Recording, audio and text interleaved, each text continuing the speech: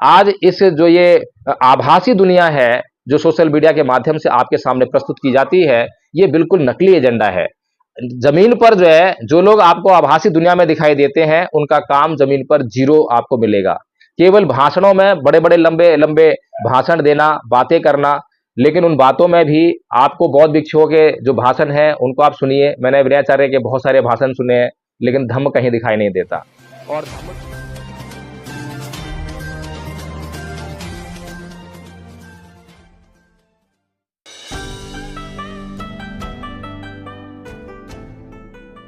जय भीम, नमो साथियों, इस वीडियो में हम महाबोधि महाविहार आंदोलन जो चल रहा है उसकी जांच करने का प्रयास करेंगे कि क्या वास्तव में एक व्यवहारिक आंदोलन है, क्या वास्तव में ये अचीवेबल है। तो मैं जानना चाहूंगा पीछे इसके पृष्ठभूमि में कि यह आंदोलन आधुनिक तौर पर जो है अनागारिक धम्मपाल के द्वारा शुरू किया गया। जब लॉर्ड कनिंघम के द्वारा इसको जमीन से निकालकर बाहर लाया गया, इसको पुनर्स्थापित किया गया, तब उसके बाद अनागारिक धम्मपाल श्रीलंका से चलकर भारत आए और उन्होंने जो है बौद्धों की संपत्ति होने का दावा करते हुए इसको बौद्धों को सौंपने का पहला आंदोलन चलाया। उसके बाद यह आंदोलन जो है जस का तस रहा और उसके बाद 1949 में महाबोधि टेम्पल एक्ट 1949 लागू कर दिया गया, जिसका परम पूज्य बाबा साहब डॉक्टर भीमराव अंबेडकर ने पूरा विरोध किया, क्योंकि वहां पर 4 हिंदू और 4 बौद्धों की व्यवस्था की। बाबा साहेब ने इसका पूरा विरोध किया, लेकिन जिस प्रकार का आंदोलन अभी पीछे भंते सुसई द्वारा और अभी वर्तमान समय में चलाया जा रहा है, इस प्रकार का आंदोलन उसका आह्वान परम पूज्य बाबा साहेब डॉक्टर भीमराव अंबेडकर ने नहीं किया। अगर बाबा साहेब डॉक्टर भीमराव अंबेडकर चाहते तो जब वो 14 अक्टूबर 1956 को लाखों लोगों के साथ में वहां पर धर्म दीक्षा ले रहे हैं, तो इस आंदोलन को करने के लिए भी बौद्ध गया में वे लाखों लोगों को बुला सकते थे, लाखों लोगों की भीड़ को इकट्ठा कर सकते थे और उनके एक बार कहने पर वो भीड़ क्या से क्या नहीं कर सकती थी। लेकिन परम पूज्य बाबा साहेब डॉक्टर भीमराव अंबेडकर किसी भी सूरत में इस आंदोलन को या इस महाबोधि महाविहार को ब्राह्मणों के हाथों में हमेशा के लिए देना नहीं चाहते थे। वो बहुत गंभीरता से देख पा रहे थे। उन्होंने अपने साहित्य में लिखा भी है कि ब्राह्मण का अपना कोई धर्म नहीं है। भारत की परिस्थितियां अन्य देशों की परिस्थितियों से बिल्कुल भिन्न है, बिल्कुल अलग है। जैसा कि बताया कि ब्राह्मण का कोई धर्म नहीं है, उसको जिस धर्म में फायदा पहुंचता है उसी धर्म में जाकर घुस जाता है। बाबा साहब डॉक्टर भीमराव अंबेडकर पुणे में एक मजार का उदाहरण देते हुए बताते हैं कि वहां पर मजार पर एक ब्राह्मण बैठा हुआ है, तो उसका उदाहरण आप पढ़ सकते हैं साहित्य में। तो मैं बताना चाहता हूं कि बाबा साहब डॉक्टर भीमराव अंबेडकर के सामने महाविहार को बचाने का जो लक्ष्य था, उसको पूरा करने का जो योजना थी, उसमें उन्होंने 1954 जो रंगून में जो बौद्ध सम्मेलन हुआ, उसका जो ब्लूप्रिंट उन्होंने वहां पे पेश किया था, उस ब्लूप्रिंट को आप पढ़ेंगे तो उसमें जो है महाबोधि महाविहार को बचाने की सारी योजना शामिल है। अगर हम वर्तमान आंदोलन की बात करें तो वर्तमान आंदोलन केवल बीटी एक्ट को रद्द करने की बात कह रहा है। वर्तमान आंदोलन केवल उस महाविहार को बौद्धों को सौंपने की बात कह रहा है, और यह बात मुझे भी पसंद है कि बीटी एक्ट रद्द होना चाहिए, यह महाबोधि महाविहार बौद्धों को सौंपा जाना चाहिए। मैं इस बात में कहीं पर भी किसी भी हद तक अपने बौद्ध साथियों के विरोध में नहीं हूं, बल्कि उनके साथ खड़ा हूं। जहां मेरी आवश्यकता होगी उससे बढ़कर मैं अपना योगदान दूंगा। लेकिन मैं अपने कुछ सवालों का जवाब जानना चाहता हूं कि जब भारत में हम जानते हैं कि ब्राह्मण सबसे बड़ी मुसीबत बनी हुई है और सारा जो बहुजन समाज का आंदोलन है वो मनुवाद के खिलाफ, ब्राह्मणवाद के खिलाफ ही चल रहा है, वो अच्छी तरह जानते हैं कि हमारा सबसे बड़ा दुश्मन ब्राह्मण है। तो मैं ये सवाल करना चाहता हूं, और ये सवाल मैंने प्रत्यक्ष रूप से श्रामणेर विनयाचार्य से किए, उन्होंने जवाब नहीं दिए, जवाब देने से इनकार कर दिया। उसका वीडियो भी एनवी न्यूज 24/7 पर पड़ा है। उसके बाद आंदोलन में जाकर प्रत्यक्ष रूप से आंदोलन का नेतृत्व करने वाले लोगों से मैंने वो सवाल किए। जब उन्होंने वर्बल मेरे सवालों का जवाब नहीं दिया तो मैंने उनको लिखकर वो सवाल दिए, लेकिन मुझे आज तक कभी भी ना तो वर्बली और ना ही मेरे को लिखकर कोई सवाल का जवाब दिया गया। इसलिए मैं जो है आप लोगों के सामने अब इस वीडियो के माध्यम से ये सवाल रख रहा हूं और आपसे जानना चाहता हूं, क्योंकि हर किसी की भावना है कि हम जाकर वहां पर आंदोलन करें, उस महाविहार को मुक्त कराएं, बीटी एक्ट को रद्द कराएं। साथियों, अभी बीटी एक्ट हमारे लिए एक सुविधा बना हुआ है, क्योंकि बीटी एक्ट पूरी दुनिया को चीख चीख कर यह बता रहा है कि हिंदू बौद्ध नहीं होते और बौद्ध हिंदू नहीं होते, क्योंकि उसमें 4 बौद्ध और 4 हिंदुओं की व्यवस्था है। अगर 4 हिंदू और 4 बौद्धों की व्यवस्था है तो इसका मतलब ये है कि हिंदू बौद्ध नहीं है और बौद्ध हिंदू नहीं है। तो ये एक हमारे लिए बहुत बड़ी सहूलियत है। अब अगर हम जो है सरकार से ये मांग कर रहे हैं कि तुरंत अभी इस बीटी एक्ट को रद्द कर दो, और अभी हमारे chief justice of supreme court जो है वो बौद्ध हैं, तो ये सरकार जो है, जहां तक मैं देख पाता हूं, समझ पाता हूं, इसी चीफ जस्टिस को हीरो बनाने के लिए बौद्ध समाज में और उसके ही हाथों से ये बीटी एक्ट पर जो भी केस चल रहा है उसमें बौद्धों के फेवर में फैसला आ सकता है कि बीटी एक्ट बिल्कुल समाप्त किया जाता है, रद्द किया जाता है। फिर उसके बाद जो है ये फैसला तो आएगा ही कि भाई ये जो महाबोधि महाविहार है ये बौद्धों को दिया जाता है। लेकिन सबसे बड़ी जो समस्या है, जो बाबा साहब डॉक्टर भीमराव अंबेडकर के माइंड में रही होगी, वो शुरू होगी कि अब जो है ये कैसे पता लगाया जाए कि कौन बौद्ध है और कौन अबौद्ध है, कौन बौद्ध है और कौन हिंदू है, कौन बौद्ध है और कौन ब्राह्मण है। ये एक बड़ी समस्या है और इसी प्रश्न को लगातार मैंने आंदोलन में उठाया है। ये पूछने का प्रयास किया है कि आपके पास कौन सा मैकेनिज्म है, क्या कोई बौद्ध भिक्षु संघ है जो इस बात का निर्णय कर सके कि ये भिक्षु असली है और ये भिक्षु नकली है, ये बौद्ध नहीं है, ये अबौद्ध है, ताकि हम जो है उस व्यवस्था को बारीकी से अपने हाथ में ले सकें। अब सोचने वाली बात यह है, सरकार ने इस समाज की बात मानते हुए सुप्रीम कोर्ट के हाथों से, क्योंकि अपने आप नहीं करेगी, अपने आप करेगी तो हार हो जाएगी सरकार की। अपने आप कोई भी काम सरकार नहीं करती है, पीछे भी आपने देखा कि वो बैकडोर से जाती है और वो जो है, जो उसने गंदा काम किया है या जिस काम को वो नहीं करना चाहती है, तो उसको जो है बैकडोर से जाके न्यायालय के थ्रू जो है वो करवा देती है।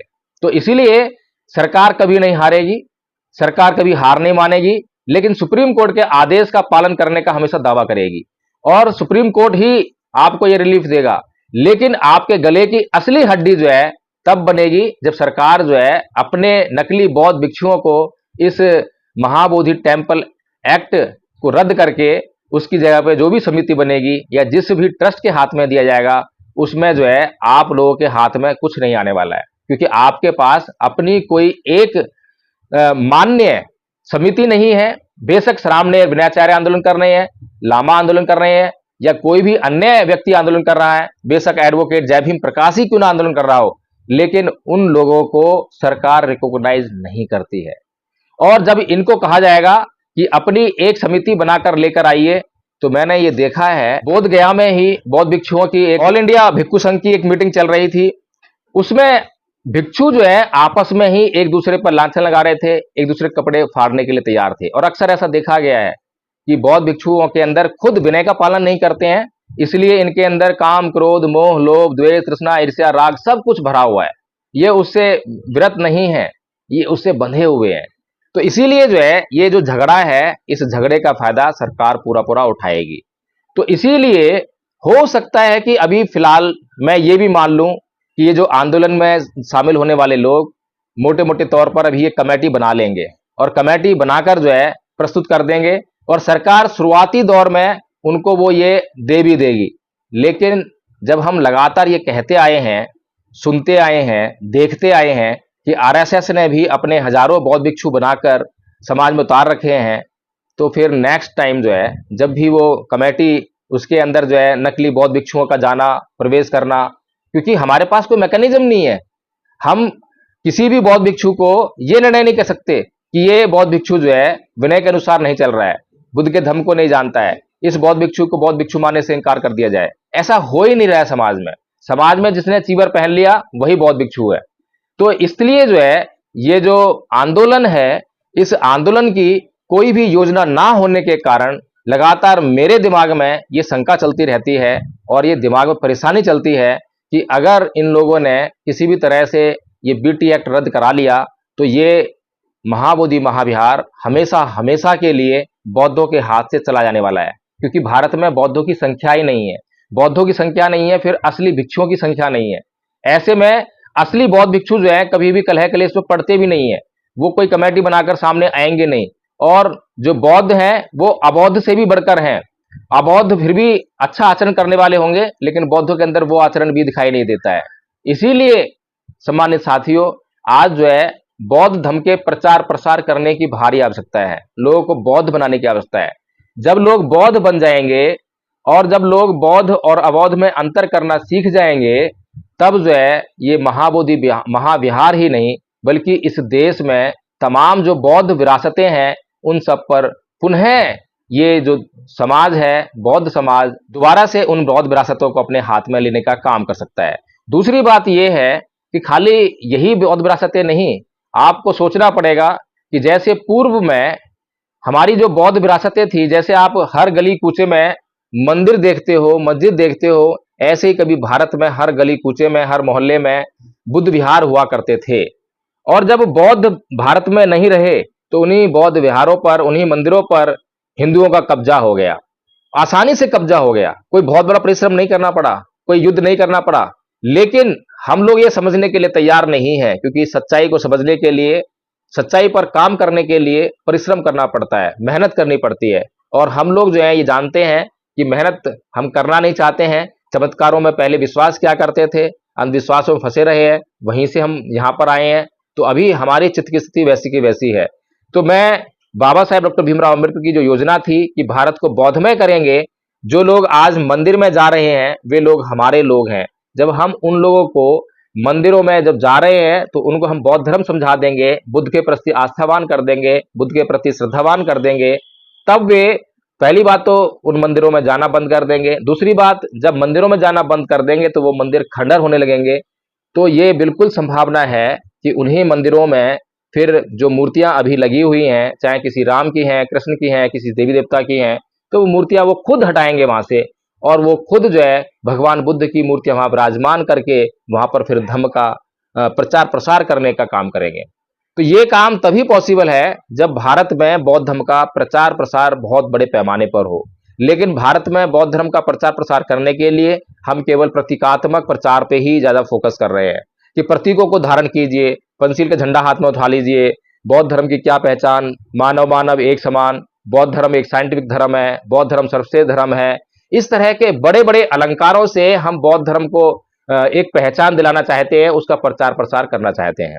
लेकिन ये प्रचार प्रसार करने का कोई भी तरीका नहीं है। इस तरह से कभी भी बौद्ध धर्म का प्रचार हो ही नहीं सकता, ना पूर्व में हुआ है, ना आगे हो सकता है। बौद्ध धर्म एक दवा है, और जब कोई भी व्यक्ति बीमार होता है और अपनी बीमारी को दूर करने के लिए दवा का इस्तेमाल करता है और दवा उसे फायदा कर देती है, तो वह दौड़ दौड़ कर, गा गा कर लोगों को बताता है कि भाई इस दवा का इस्तेमाल करो, इस दवा का इस्तेमाल करने से यह बीमारी दूर हो जाती है।